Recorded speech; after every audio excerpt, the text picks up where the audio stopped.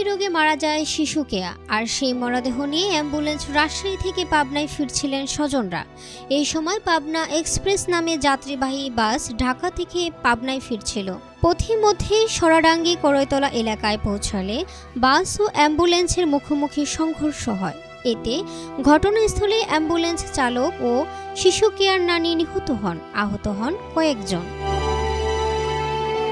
বৃহস্পতিবার সকাল 7:30টার দিকে পাবনা ঢাকা সড়কের সদর উপজেলায় আতাইকুলা থানার সরাডাঙ্গি করৈতলা এলাকায় এই দুর্ঘটনা ঘটে।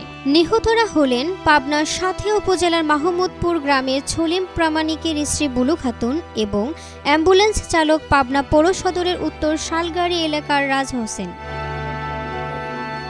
মাধবপুর হাইওয়ে থানার ভারপ্রাপ্ত কর্মকর্তা মাহবুবুর রহমান এ তথ্য নিশ্চিত করে বলেন, খবর পেয়ে মাধবপুর হাইওয়ে থানা পুলিশ দুর্ঘটনাস্থলে পৌঁছে নিহত 2 জন ও অ্যাম্বুলেন্সে থাকা শিশুর মরদেহ উদ্ধার করে।